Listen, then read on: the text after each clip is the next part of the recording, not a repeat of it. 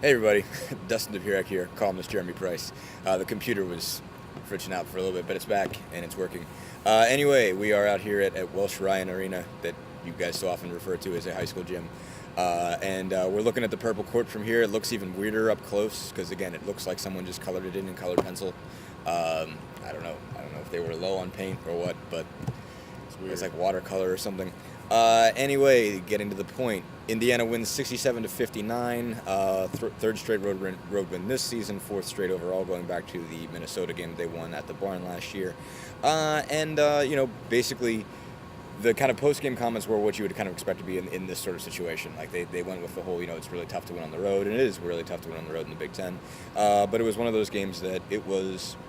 It was choppy. I mean, they did certain things really well for certain periods. They had other, lost flow, I think, on a couple standpoints. They come out there, you have to feel generally good about it because it is a road victory, but there was a lot, I think, to be desired about this one. Yeah, and it's sort of been the case the last few games. There's been some really good things to point at and some not so good things to point at. But I thought by and large that the effort on the whole was probably a little more consistent this game, even though things got dicey, obviously, down the stretch. But especially the first half, I thought Indiana really dictated the game, both ends of the floor. They pushed Northwestern out and really, I thought, made them uncomfortable and forced people that Indiana was comfortable shooting to shoot the ball, but I don't think they were the shots Northwestern necessarily wanted to take. No, in a lot of cases, I mean, Alex Olaw was the big guy. I mean, the 7 foot, 275-pound dude. And Zeller was basically giving him. He was more or less standing in the middle of the paint while Olaw was at the top of the key, just saying, "Sure, go ahead. If that's what you want, go for it. I'll live with that every time." And so they got a couple of those, and I think even some guys that usually shoot it pretty well got some open looks and just weren't able to hit anything. Guys like Sobolewski and Jared Swabsire, I think they were like 1 for 9 from 3 in the first half. And there was a lot of guys that they gave shots to, and a lot of guys that they contested the ones that they didn't want them to have for the most part. And Northwestern also missed some ones that they usually hit. And really the only guy that was even able to score at all in the first half was Reggie Hearn. He had 9 points out of Northwestern 17. I don't think anybody else had more than 3. So they defended really well, and they dictated offensively in the sense that they saw where their advantage was. They saw they've got more muscle in the post, and we got better players in the post, more so, and they just attacked that. I thought Christian Watford had a really good first half. Cody Zeller as well. It looked like they kind of noticed that, especially when Northwestern was in man. They noticed, hey, we've got matchup issues there. Let's take advantage of those. Yeah, attacking the basket was really the story for Indiana, even though they probably should have finished a lot more chances than they did. Sure, but absolutely. Attack the basket and attack the offensive glass was very effective for them. And that continued to be the case against the man-to-man till the under 12 timeout, after which Northwestern finally decided to go to the 1-3-1 zone, which I was really surprised it took that long. Yeah, no, I mean, for a lot of reasons, especially because Indiana was able to get so much done in the post, especially with Zeller. I mean, they obviously have a big body in Olaw who can, body Zeller up and whatnot, but Zeller's just better. He's probably given up 30 pounds to him. It doesn't matter. He's faster, he's quicker, he's better, and he was able to just put him in bad positions. And Watford, is being guarded, I think, by Swabshire, if I'm not mistaken. Yeah, most likely. And Watford's got the size on that one, basically, Swabshire's more of a 3. Watford, he wants to be more of a 3, but he does still have more bulk, than, a little bit more size than Swabshire does. And he was able to take advantage and just kind of force it in there, force them to foul more than anything else. I mean, Watford didn't have a lot of inside buckets. He was only 3 for 5, and 2 of those were threes. But he was able to get in there and get fouled and put fouls on people. And Zeller was able to do the same thing, as they got those guys in bad positions to put them on the free throw line. And again, also drove the basketball pretty well from the perimeter. They didn't do a ton of that. Victor Oladipo didn't do a lot of it. He was only 2 for 4 in the game. One of those being a 3. That's one of the guys you normally expect. But Farrell was able to get some looks that way. Jordy Hulse was able to get a couple looks that way. And even just getting it to the rim so that Zeller and Watford could either finish it or draw a foul or something like that. They were able to just dictate that. And it was because, it was a lot easier for them to do that in man-to-man. And like you said, I was surprised that they didn't go the 1-3-1 earlier. But when they did, early it was effective. I think it took Indiana a while to figure that out. Yeah, I think, if I'm not mistaken, they went at the under 12, and I don't think Indiana scored until... They got free throws on, I think, the second possession. Yeah, like the 9 50 mark, something like that. I think they got a couple free throws, and then they went another 3.5 minutes. I checked it out when I was writing the game story. They've got I think it might have been the first or second possession against it. Yogi Ferrell got the ball stolen from him through a pass. Just a little bit of an ill-advised pass, was kind of forcing it. Swapshire picked it off, took it all the way, and dunked it. In the next possession, Zeller got fouled and hit 2 at the free throw line. But after that, I think it was 6 straight possessions they failed to score. And in that time, I think Northwestern cut the deficit either 5 or 4. So it made it a 2-possession game from it was like a 13-point game or something like that. And they had some issues with that, but they eventually did figure it out. The way Cody Zeller put it, he said, we were panicked early, we were hurried early, but we eventually just kind of found a way to work the baseline, work the middle, and it seemed like once they started doing that, a lot more things opened up. Yeah, I thought the key, really, and I wrote as much in my column, was the fact that once they got Cody involved against that 1-3-1, that made it that much more effective. I mean, it was Zeller that broke that streak of empty possessions. Yeah, he hit that bank runner that he also got called for a foul on immediately thereafter. He kind of kneed Sobolewski in the chest, I think it was, more or less, knocked him over, and they called that. Interestingly enough, he let it go, so it is not a charge anymore, which was sort of interesting. I didn't realize you could also get free throws for that.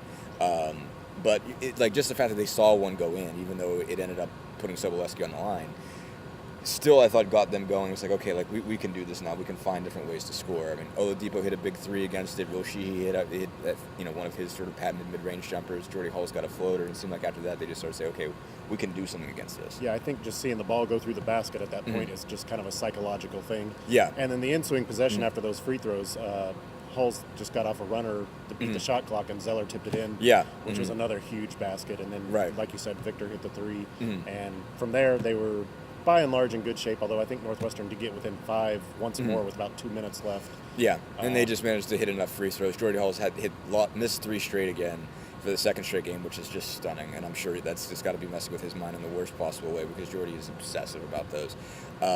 But he still hit 4 down the stretch to put it away. He was able to sort of shake it off, and I think I asked him, "Are you getting better at that? Are you getting it better at shaking it off?" Because usually it used to be when he would miss free throws, he was in a funk from there. Just everything, he would start forcing things. It was just the level of frustration was off the charts. This time it seemed like he was able to calm himself down. Same thing after the Northwestern game, was able to go just pick up that rebound and knock down 2 big ones to, or not the Wisconsin game, the Minnesota game. And it seemed like he's doing better at that. He's managed to get his head straight after those a little bit better, which I think is important. Yeah, I think just the fact that Indiana was able to finish this game was important psychologically. I mean, the Minnesota game, you could argue it was more a case of time ran out on Minnesota than Indiana did anything particular to hold them off, really. And the Wisconsin game, obviously, Wisconsin the whole time anyway. really controlled that game, especially in the middle part of the second half, where they asserted themselves and built that 10-point lead. And it wasn't until there was, maybe about 4 minutes left that Indiana finally tried to come clawing back with this big comeback. But this game, when it got to the point that there was some doubt in it, Indiana had a response this time. And so maybe that's part of the process for this team, is learning how to finish games first. And then I'm sure fans would appreciate it if they'd find a little killer instinct and put a team away instead of making them suffer through. Yeah, exactly. That's kind of my devil's advocate question here, because at the end of the day, a win is a win. If you win on the road in the Big Ten, you walk out of your thank you lucky stars, feel like you escaped, whatever. You get to move on, you get to play another day, you improve to 16-2. That being said, obviously, some of the IU fans are a little bit kind of disturbed by this, that this is a little bit close. I mean, Michigan came in here and wiped the floor with this team, and Michigan and Indiana, like that. That's, if Indiana's going to win a Big Ten title, they've got to beat Michigan. Now, obviously, these teams don't play the same way. This is a different type of game than they'll play. Like Northwestern is unique on some level with playing the 1-3-1 and backdoor cutting and stuff like that. Although that's kind of what Michigan does too. Michigan just did it better and has better athletes and has better talent. But for whatever the weirdness of playing in a place like this and playing against that kind of style, Michigan obviously didn't have any problem with it. The fact that Indiana does. And, there have been a couple situations like this where they haven't really been able to have that statement, put somebody away on the mat game in the Big Ten yet. Is that a concern? Is that something, if you're an Indiana fan, are you worried about that right now? Is it a concern? Yes. Is it time to panic no. or whatever you want to call it?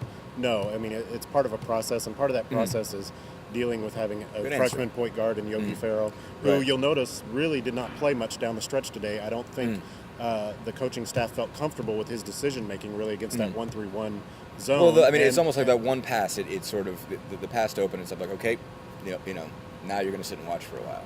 And I noticed there were a lot of teaching moments throughout this game. I think there was one point in the first, it was either early in the second, I think it was early in the second half actually. Yogi went under a screen instead of over a screen, and Sobolewski got a wide open three and knocked it down. And boom, Yogi came out right after that, had a short discussion with Green, and then went back in the game.